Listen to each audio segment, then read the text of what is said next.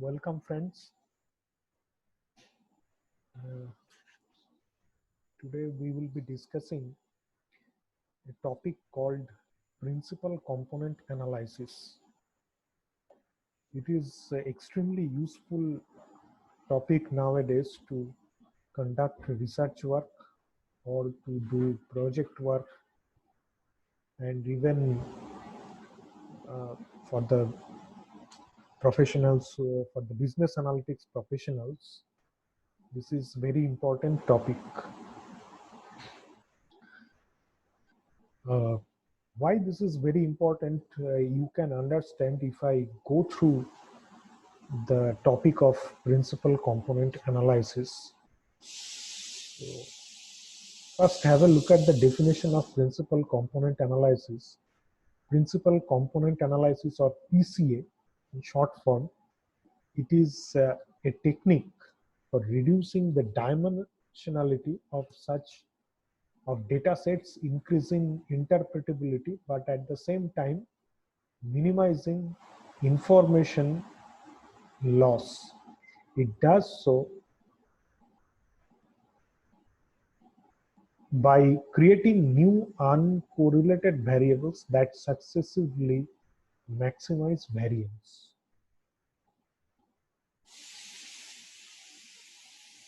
So, from the definition, the idea now it is not very clear, but as I will move on to the next few slides, the idea will be clear. Okay. So you just first think about a variable.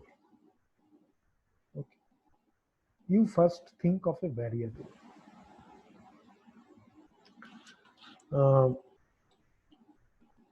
When you will have one variable and suppose you are taking some samples, for example 5 samples, then you can easily compare. For example, if I have a variable like the score that you have obtained in the class of business statistics, so that is very simple variable. Okay. And if I randomly select 5 students, and I can easily compare their scores in terms of the scores that they have obtained in business analytics. Simply, you just draw an X line, X is the variable, and you plot the data points that they have scored. So you can easily compare. Now, if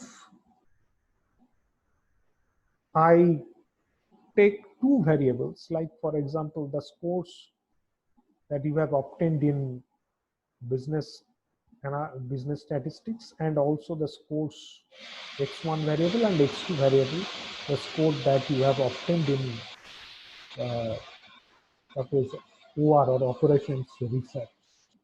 Okay. And if I plot the data, suppose along x-axis I am representing x1 and along y-axis I am representing x2, then also I can compare. Okay. And in majority of the cases, since statistics, operations research, these are mathematics based subject, so it is quite natural that the student who makes a good score in statistics, he or she will also make a good score in operations research. It is the natural tendency. Okay. So you can see that some clusters will be formed if we represent it through a graph. Now, if you have more than two variables, then it is difficult to plot graphically, but still you can, you may realize it. But when you will have huge number of variables, okay, for example, 15 variables or 20 variables, it becomes very difficult to compare, because how can you compare if you have several dimensions? Suppose if you are comparing two persons, you are comparing two samples, you can compare very easily if you stick to one particular variable or one particular criterion. But if you have several dimensions or criteria, then how can you judge a student? There are somebody will have a good score in mathematics, somebody might have the good score in law, somebody might have the good score in marketing. So how can you compare, how can you judge the capability of the student in different dimensions? That becomes very problematic. So that's why we need to reduce the dimensions. We need to reduce the dimensions, and we can convert all these dimensions into some principal components or some main components, which are actually termed as principal components. Okay, because, and later on we will see, after discussing principal component analysis, we will start discussing about factor analysis.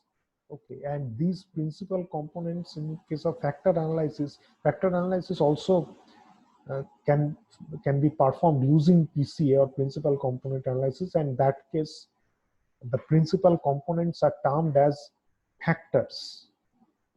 Okay, so it is actually it is a data reduction technique, because if you have a lot of variables, it becomes very difficult to handle the data. But if you have some principal components or factors, then it is easier to deal with the data. Okay, so that's why it is very important topic, because nowadays you all know that business analytics or the data analytics, it has become a very important course, and it has a huge implementation. A lot of students, they are trying to be data scientists because they have a lot of salary, huge salary. But the we should always keep in mind that the basic of business analytics is, or data analytics, is statistics. The fundamental knowledge of statistics, it is very, very important if you want to go through the, if you want to choose the line of data analytics, or if you want to become a data analyst. Because first you need to reduce the data, then you can analyze the data. Okay, because in today's real world, you will have a lot of data, varieties types of data, different dimensions. So that's why big data analytics is, it is also becoming very popular terminology, because the data is, real world data is huge, it is very big, and your intention is to reduce the data, you discard uh, the unnecessary data, you eliminate the unnecessary data, and you interpret something meaningful. First you reduce the data, then you analyze the data, and you come to some conclusion. You interpret something meaningful from uh, from the data set. Okay, so that's why it is becoming a very popular domain, because as per the decision you can make your business policy or company policy. So that's why uh, it is very, it is in the field of decision making, it is becoming very popular. And also, you know, obviously for the different industries, it is very popular, and it is applicable to in all the areas, be it marketing, be it finance, be it operations, be it HR, all the areas. It has wide implementation. Okay. So now let's have a look at this card, this graph. You can see that this graph was drawn from single cell RNA sequence. There were about 10,000 transcribed genes in each cell. Okay, can you imagine that in a cell? Okay, cell is actually different types of cells you are considering here in this example. For example, blood cells, neural cells, uh, epidermal, dermal or epidermal cells, pluripotent cells. So a lot of cells are there. Okay, so 1, 2, 3, 4. So 4 different types of cells are there. These are actually your samples. But if you consider the variables, then each cell there are 10,000 transcribed genes. So 10,000, so variables, huge variables are there. Okay. So each dot represents a single cell and its transcription profile. The general idea is that cells with similar transcription should cluster. Okay. So how does transcription from 10,000 genes get compressed to a single dot on a graph? So that's why PCA is the methodology. PCA is a method for compressing a lot of data into something that captures the essence of the original data. Okay. So you can see that huge number of variables are there, since 10,000 transcribed genes are there. So these variables you have reduced to only 2 components, PC1 and PC2, principal component 1 and principal component 2. And as per that, the score of PC1 and the score of PC2, you have plotted these points. All the plot points are plotted. Points means all the samples are plotted, and you can see that they actually form some clusters, and you can easily interpret the data. Okay, that in which case the PC1 is less, in which case PC1 is high, in which case PC2 is less, on in which case PC2 is less, and in which case it is moderate. So you can clearly see, and you can, and from the technical point of view, you will see later on that if it is, you consider the case, this is the case of factor analysis, then this will be factor 1 and this will be factor 2. And you need to name it from technical point of view. You need to name it something. You need to name it something. And for to give the name, you need to have some technical knowledge. Suppose, For example, if this is your factor 1 and you have clubbed, suppose the statistics or analytics and OR, then you can obviously understand that these are mathematical based components. And suppose if this is something like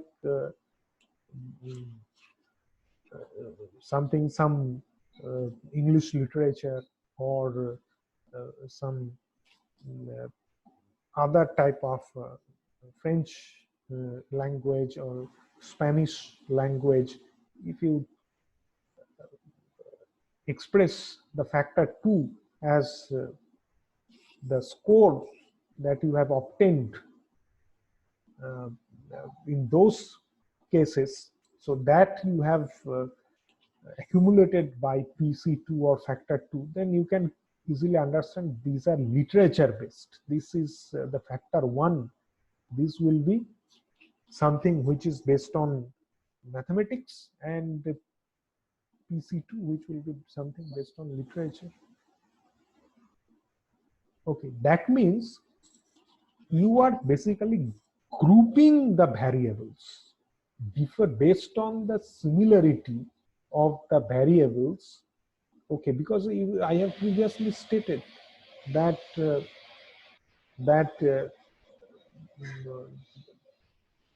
it does so by creating new uncorrelated variable that successfully maximize variance. That means the variables that are correlated. Okay, for example, the statistics, the score obtained in statistics and score obtained in OR. Okay, so those are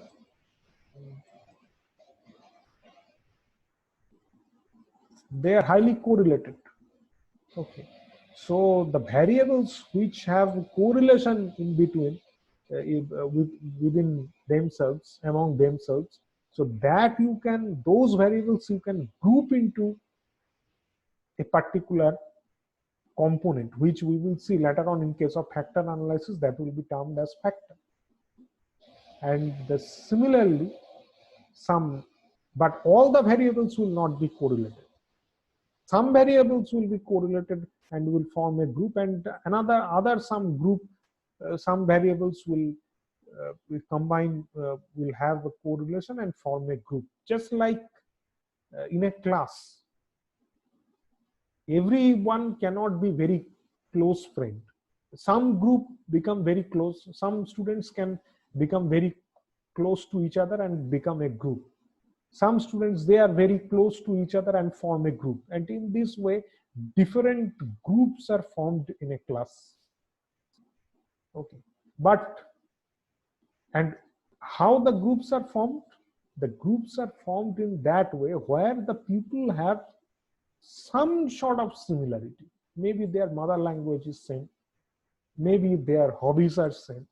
So depending on the similarity, or depending on the shared variances. Similarity means shared variance.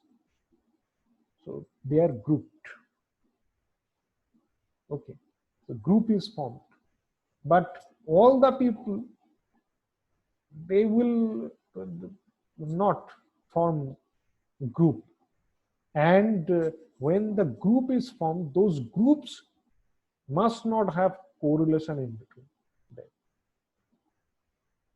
The groups should not have correlation. We need to form the group in such a way so that the groups will not have correlation between them.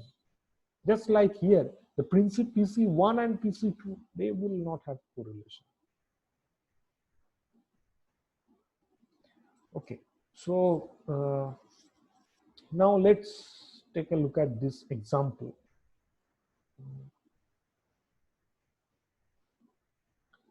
So here there are 6 mice. Instead of mice, you can also take students, the example of students. Both are representing samples. And there are variables gene1, gene2, gene3, gene4. These are the variables. Instead of these variables, you can also take the example of math and reading. Okay. These variables you can take. So we are going to talk about how PCA can take 4 or more gene measurements and thus 4 or more dimensions of data and make a 2D PCA plot. Okay. So we will also talk about how PCA can tell us which gene or variable is the most valuable for clustering. Which gene or variable is the most valuable for clustering the data. Okay.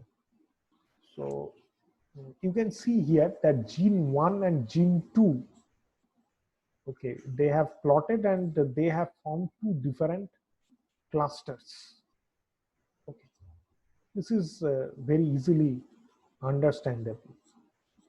So now have a look at the technical things. Suppose instead of gene 1 and gene instead of the 4 genes, we have 2 genes and 6 mice we have taken, and these are the data of the genes for the particular mouse. Now, if we plot these data along x-axis gene 1 and along y-axis gene 2, then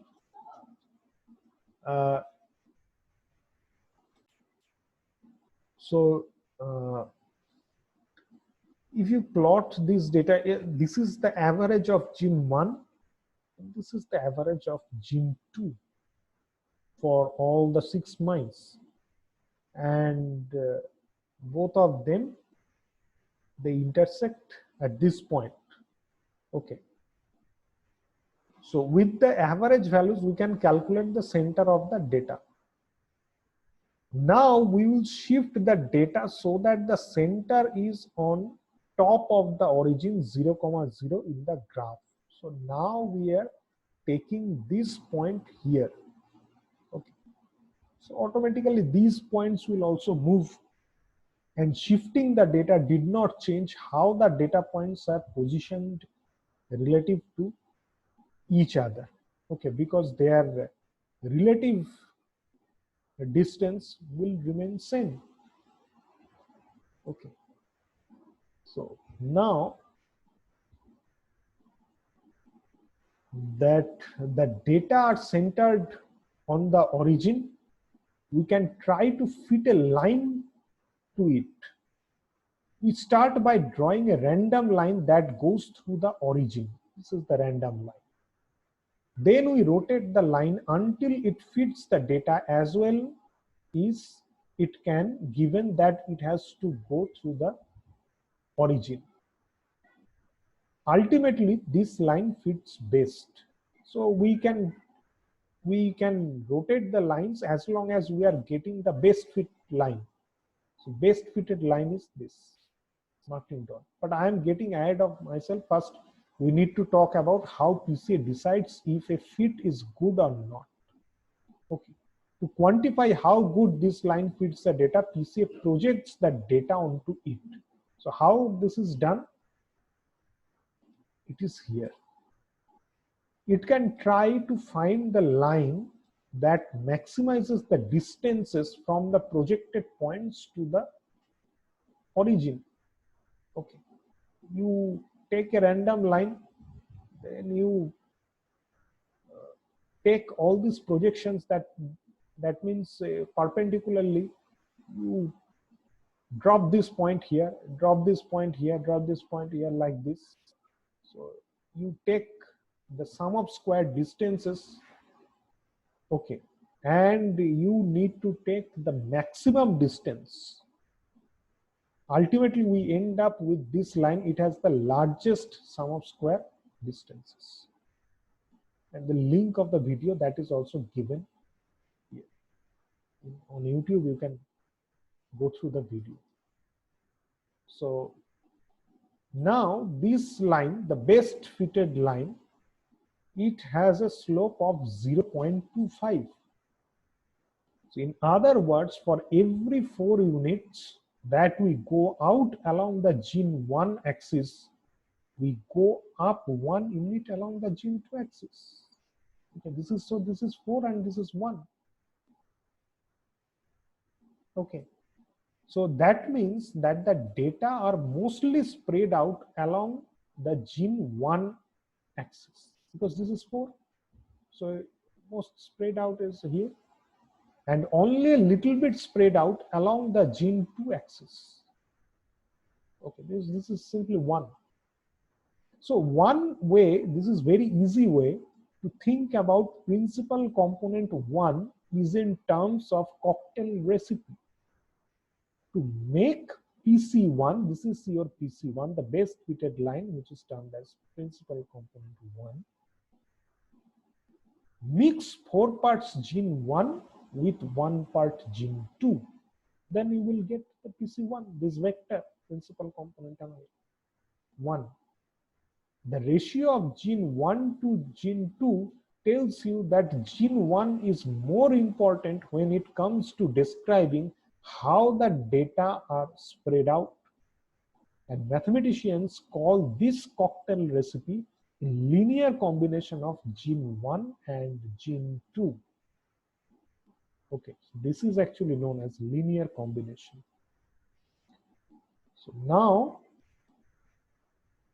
when you do PCA, the recipe for P1 is scaled so that this length is 1. So you know already that this length is 1, this length is 4. So the hypotenuse will be 4.12. But when you are doing PCA, you need to make it 1. So you divide all the sides with 4.12. So ultimately 4.1 will become 1, and here 1 will be 0.242, and here 4 will be 0.97. And technically these terms are actually known as loadings, and in factor analysis we will see that these are terms are actually known as factor loadings. Okay, so these are technically termed as loadings. So again, to make PC1, mix 0.97 parts gene 1 with 0.242 parts gene 2. This is your conclusion. And the proportions of each gene are called loading scores, 0.97 and 0.242. This 1 unit long vector consisting of 0.97 parts gene 1 and 0.242 parts gene 2 is called the singular vector or the eigenvector for PC1. And if you take these distances, if you take the distances from these points, okay, if you take all these distances, also while I am at it, PCA calls the sum of square distances for the base fixed line, the eigenvalue for PC1. So the sum of square distances of all these things are known as eigenvalue for PC1. This is the eigenvalue for PC1. This is very, very important because later on we will see that in case of factor analysis, that the eigenvalues, that they actually explain total variances explained by a particular factor in factor analysis. And here eigenvalue for PC1, what does it mean? Eigenvalue means total variances that is explained. Total variances means total variances of all the variables that is explained by the principal component. Total variance that is explained by the principal component. Okay. So now similarly, you can do the same thing for the PC2.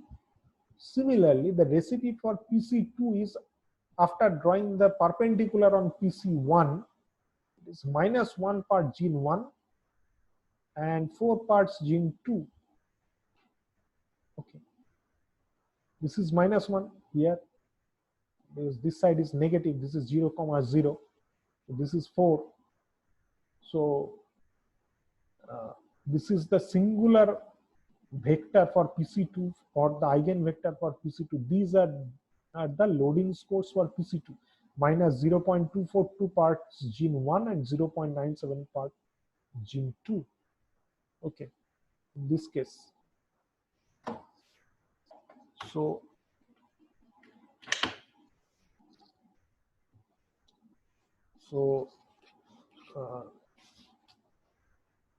there are the loadings, there are the loading scores for PC2. So we know that -0.242 parts gene 1 and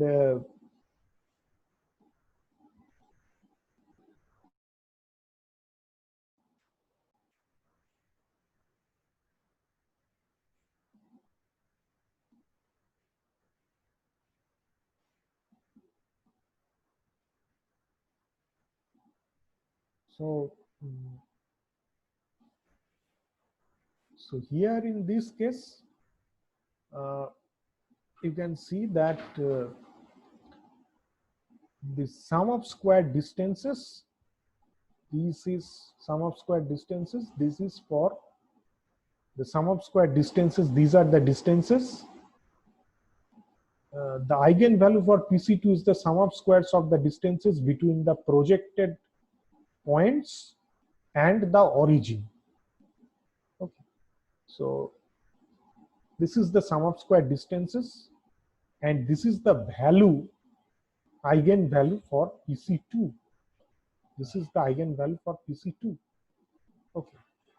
So now we can convert the eigenvalues into variation around the origin 0, 0 by dividing the sample size minus 1. It means n minus 1. N is the sample size. So if you divide it n minus 1, then you will get the variance. So this is the variation for PC1, the variation SS distance, sum of square distance. This is the variation for PC2. Okay, so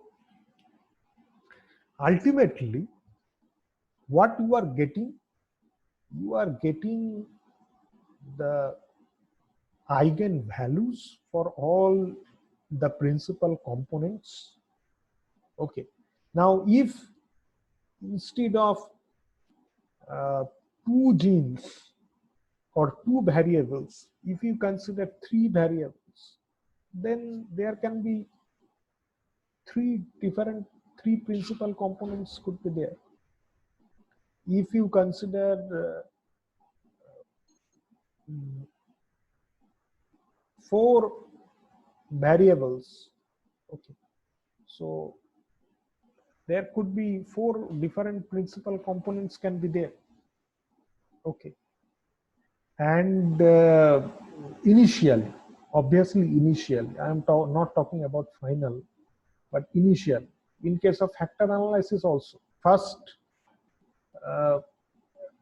after the initial extraction, initially it is the same, the number of variables and the number of factors are same. So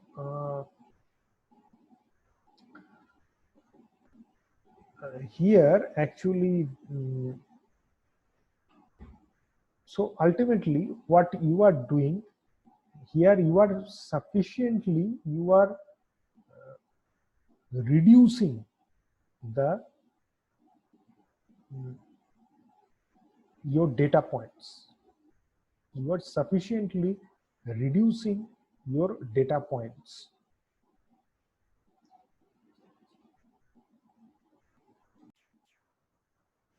For the sake of the example, imagine that the variation for PC1 is equal to 15 and the variation for PC2 is equal to 3. That means that the total variation around both PCs is 15 plus 3 is equal to 18. Okay, and that means PC1 accounts for 15 divided by 18 is equal to 0.83 is equal to 83% of the total variation around the PCs. And PC2 accounts for 3 divided by 18 is equal to 0.17 is equal to 70% of the total variation around the PCs. And a scree plot is graphically can be represented of the percentage of the variation that each PC accounts for.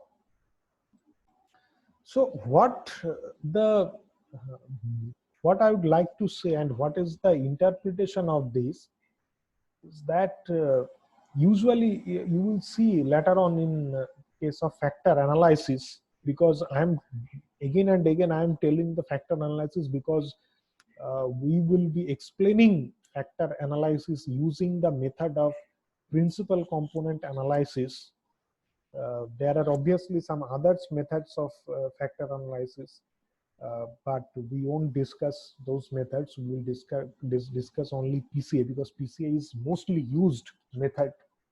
So actually for a lot of variables, if you have several variables, so you will have several principal components you will find, and in factor analysis you will also see that you will get several factors.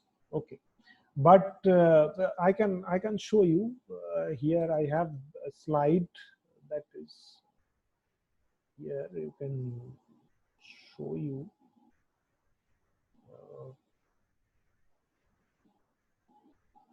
Yes, this is the slide. You can see that the principal component analysis method has been used for the extraction purpose, and you can see here that there were 10 principal components have been extracted. Okay, and out of these 10 principal components, only the first 3 principal components or the first 3 factors, they are actually retained. Why? Because in general, at least one particular principal component or one particular factor should at least explain 10% of the total variance. Okay, but if it expresses less than 10%, then we neglect the component. And we can see that the cumulative percentage is also given. That means for the first 3 components or for first 3 factors, they altogether they can explain around 58.56%. So almost around 60% can be explained by your principal components. Okay, so this is also you must understand that this method, it is a balance between how much variance actually you can also choose the number of principal components. It's not like that it is automatically chosen. You can there is no hard and fast rule as such.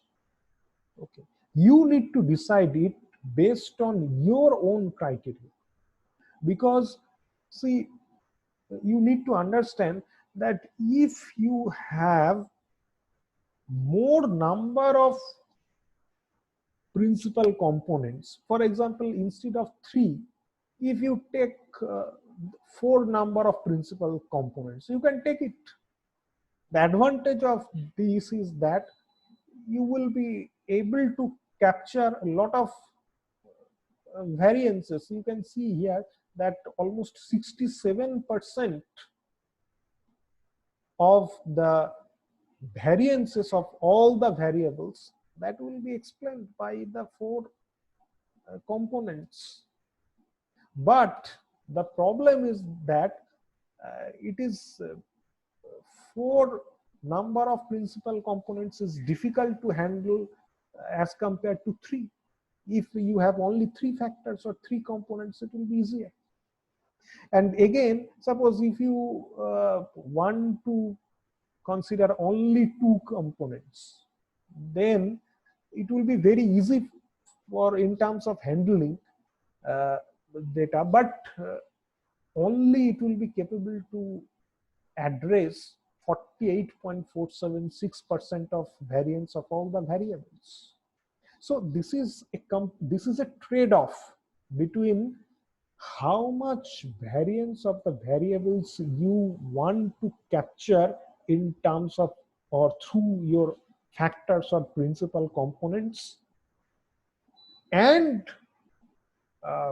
what you believe that I am comfortable with this number of factors or this number of principal components. It's absolutely, it's a trade-off.